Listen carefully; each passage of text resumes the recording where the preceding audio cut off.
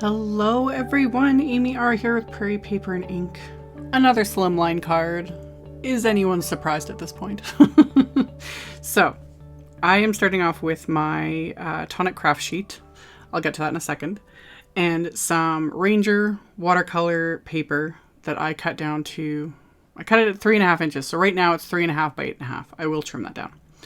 This was for last week's Color Throwdown Challenge. I've been having some serious issues with internet and editing and all these things. Anyway, I pulled out some Distress Oxide inks and I'm smushing them onto my craft sheet here. So I'm using tumbled glass, peeled paint, fossilized amber, and worn lipstick to go with the color challenge. Just kind of smushing them onto here and then spraying it with water and then pressing the watercolor paper into the smushed ink. So this technique's been around like for ages and ages and ages. I haven't done it in the longest time. And it's always a fun one to do because you never know how it's going to turn out. You know, the color and the water just likes to do its thing. So I did my first layer here and then I dried it with my heat tool because obviously if it's still wet and you start pressing it back into, you know, the splatters and all that sort of thing, it's just going to start like, it'll just immediately blend. So if you want that, you know, fun splattery look, you have to dry each layer. So I dried the first layer, I pressed it, and then I wiped up my craft sheet because after a while, like these colors start, you know, running into each other, getting really muddy, and then you just have a mess. So for the like subsequent layers, I'm using just the worn lipstick and tumbled glass because peeled paint and fossilized amber, I like to call these like strong colors. They just it doesn't take much, you know, and they'll take over. So I wanted more of that blue and the pink. So that's why I was using the tumbled glass and the worn lipstick. And then even more of the tumbled glass because, you know, it was kind of fading into there.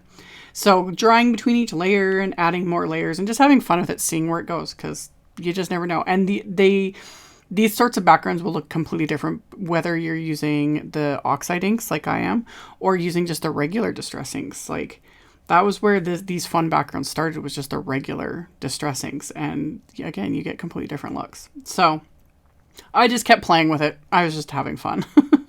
So I ended up adding like a splatter too with the blue, just smushing it on, picking up with a wet paintbrush. I added splatter with the blue. I also added just water as splatter too, because of course the inks will still react with water and lighten up a bit.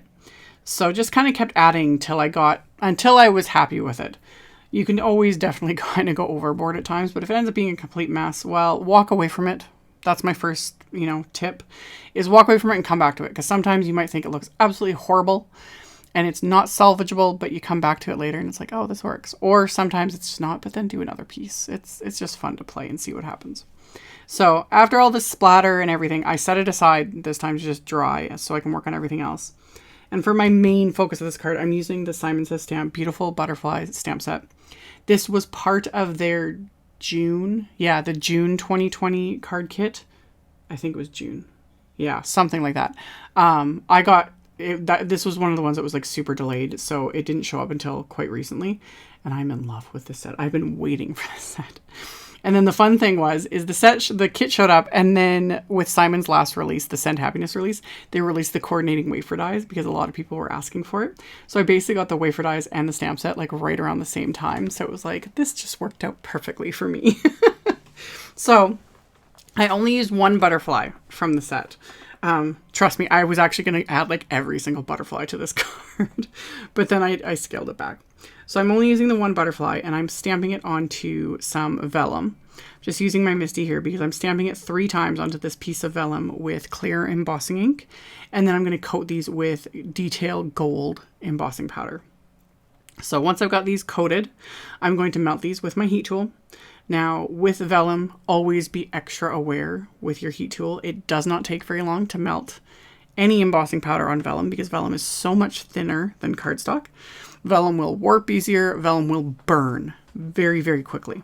So it doesn't take much. Like, I love heat embossing on vellum because it's so quick and the results are just gorgeous. So I melted all these butterflies on that vellum, set those aside for a second. I also wanted to use a sentiment from this beautiful butterfly set. So I have some of Simon's Ivory cardstock, and I'm just going to put that in my Misty as well. And then I'm going to stamp this Thinking of You sentiment from the set onto this Ivory cardstock. Again, anti-static powder tool, brush off the excess, and then I'm going to stamp the little sentiment with clear embossing ink, and then I'm going to gold heat emboss this one as well. And then this one, once it was embossed, I actually just trimmed it out with scissors because it's a perfect rectangle with a frame already on it. That's the only time I will like hand trim sentiments, is if when the frame is there for me, I'll do it. But if I was to just cut that out, if it was just the words, it would be so unbelievably wonky and it would look horrible. My cutting skills are not what they used to be. So melted that with my heat tool, and then off camera, I just quickly trimmed it out with my scissors because it took 2 seconds. Now with the butterflies, you can hand trim them, but there's coordinating wafer dies, which I always prefer no matter what. So I used the coordinating wafer die and just taped it into place with a little bit of washi tape, and I die cut all these with that coordinating wafer die. So ran those through, got them die cut, they're good to go. And then my background is completely dry. So I'm going to trim this down a little bit. I'm going to trim off about 1/4 of an inch or so. So it ends up being about 3 1/4 by 8 1/4 inches. So yeah. And then I also trimmed down the rest of the ivory cardstock I had so that it was 7 inches by 8.5 inches. And then I'm going to score that at 3.5. So this will be a 3.5 inch by 8.5 inch slimline card. So I use my Teflon bone folder and my Scor-BUDDY, put that score line in there, and then reinforce that really well with the Teflon bone folder. So then I've got my card base. On the inside of the card, I decided to heat emboss another sentiment from the beautiful butterfly set. So I'm going to stamp that again, anti-static powder tool. This time I didn't bother using my MISTI because it's a smaller stamp. It's faster to use an acrylic block. So I stamped the sentiment with the clear embossing ink, and then I'm going to coat that with the same detail gold embossing powder.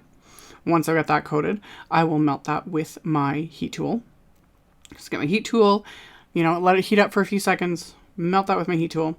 And then to tie everything together, I am going to use, there's a similar butterfly that's smaller as the one I used on the front. So I pulled that one out, and I'm going to stamp the butterflies in those same Oxide inks on the inside of the card. And as I was doing this, I was like, oh, they just, the detail. And I love butterflies. I have a soft spot, always have. So as I was doing this, I was like, ooh, I need to do this to the envelope as well. So I'm using one of the new AUDREY blue envelopes that Simon released with that Send Happiness release. I am going to do a release and review video. I'm just running like crazy behind with everything. It's coming. I have a stack. I've been die cutting things and all this stuff. And then I get distracted and I start making cards. But anyway, stamp the envelope with those butterflies in the same Oxide inks. And it just made me happy. Plus it reminded me again, here's an Animal Crossing plug.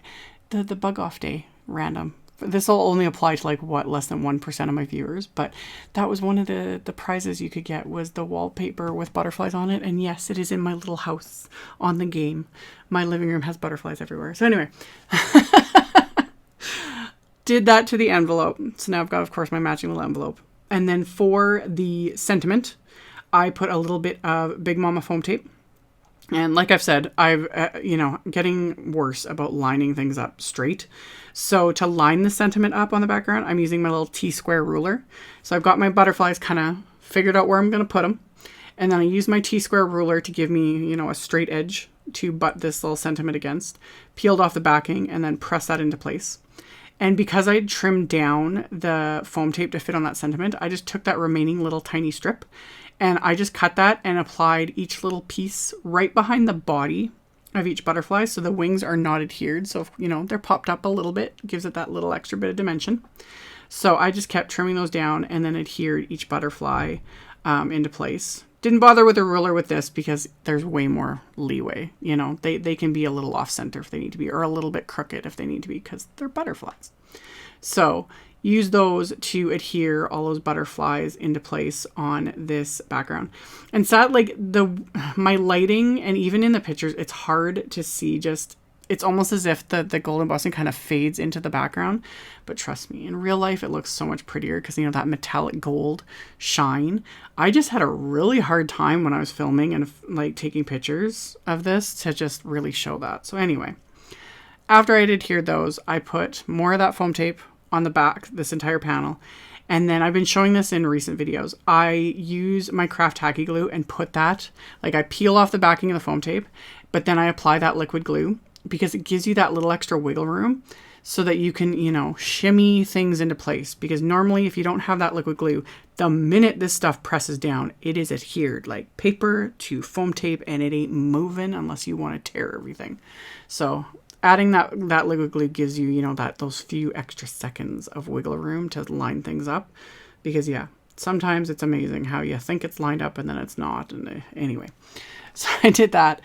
And then as a final bit of embellishment, I have some Studio Caudia. I have vintage shimmer pearls. And I also have the iridescent butterflies, which I've used on a few cards and shown in a few videos. The iridescent butterflies, they're tiny, tiny, tiny little things. And they're so cute. So I put a few of those in the background. And then of course the vintage shimmer pearls as well. And then I'm going to adhere those into place just with dabs of the craft tacky glue. Just picking them up with my little Studio Caudia embellishment wand. And then once those are all pressed into place, this card is complete. So kind of showing that shine on the butterflies and whatnot. And then of course the fun little pattern envelope. And as always, I will have links to everything in the description box below the video, as well as on my blog. On my blog, it's picture links. So just expand the description box below the video if you're interested in any of that. And yeah, all that info will be below. Thank you guys so much for watching and subscribing and thumbs upping and commenting. I really appreciate it. And I will see you all very soon in the next video. Bye.